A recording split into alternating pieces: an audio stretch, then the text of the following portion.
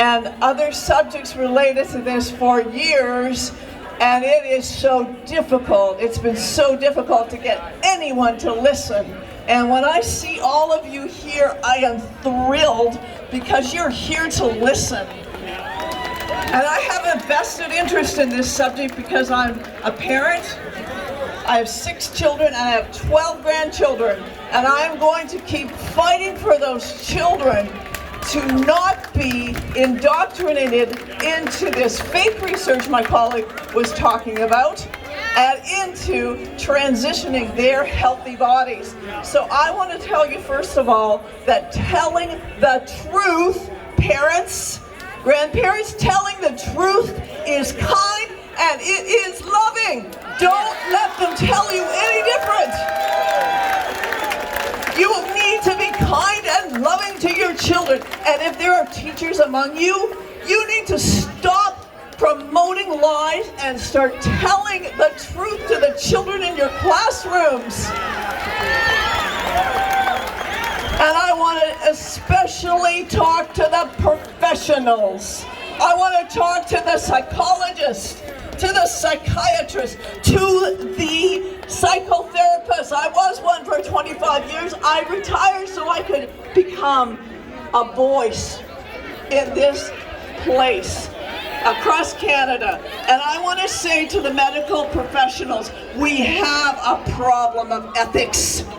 We have a problem of being professional. You have stopped practicing what you were trained to practice.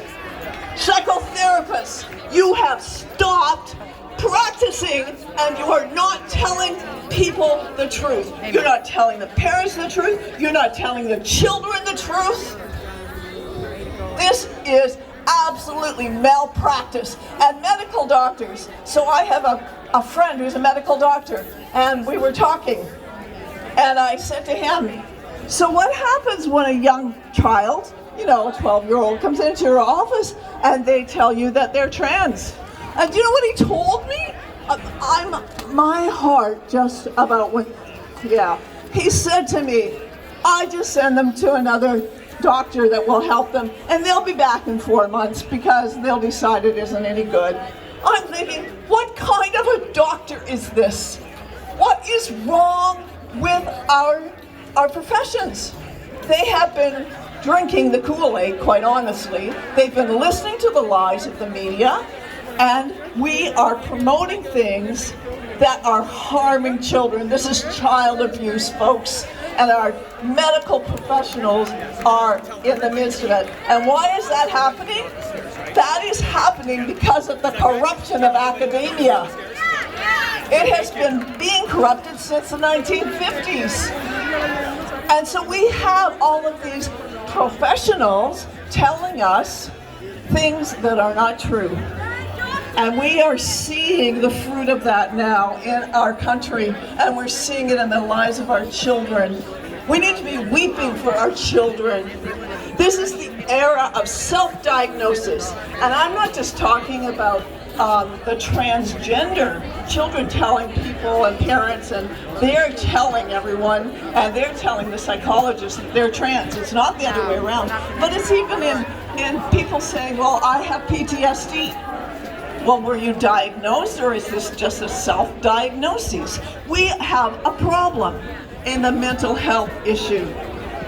Prior to 2012, there was no scientific literature on transgender and of girls. Now, let me specify that. There was no scientific literature of girls transitioning between the ages of 11 and 21. So let me get that straight again. There was no scientific literature of any girls between the ages of 11 and 21 transitioning. This was just prior to 2012. This is an absolute epidemic. And what has happened? We have created the mental health crisis of our children. In fact, do you know that self-harm in young girls between 10 and 14 Let me say this louder so that you listen.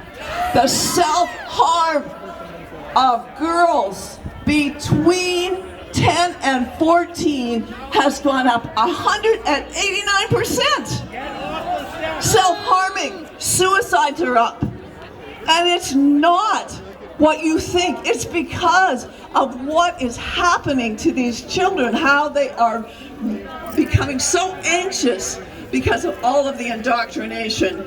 And do you know what else we have? We have a parent gap. We have a medical ethics gap, a professional gap, and we have a parenting gap. And we need to help our parents, we need to help our young parents tell the truth. We are paying the price of coddling a generation. And now I love parents, and I've got several in my family because I'm a grandparent. But we have to be telling the truth, and we need to help parents to stand firm, stand up, and stand strong. They don't need to go along with everything their child says. If my child, and I had this happen, wants to do drugs in my home, I get to make a choice. It's my home. And I get to say, no, you are not smoking weed in my home. And I don't care where you stand on that. It's my home, my rules. And if my child wants to, at 14, bring their girlfriend or boyfriend into the house and have sex with them, my home, my rules. That's it. Let's start growing up and acting like parents. That's right, No, you're not going to do that. I love you. It's not about love. It's about telling the truth and being kind. If we don't tell the truth, we are not kind. Do you know that puberty blockers, children going on puberty blockers, this is really, really sad. It stops their brain development in the sense of when they're 13, 14, puberty is a time of real strong brain development. So neurologically, the fact of not going through puberty shuts a lot of things down, including the activation of a lot of neurological processes, and we need to really, really stand up and start talking out about that. We're not only trying to eradicate puberty, but we're also trying to eradicate the very development of intelligence and just the normalization of child development. I really, really honor you for being here. It's not hard, it's not easy to stand up, but don't ever stand down. Please speak out and speak strongly. Thank you.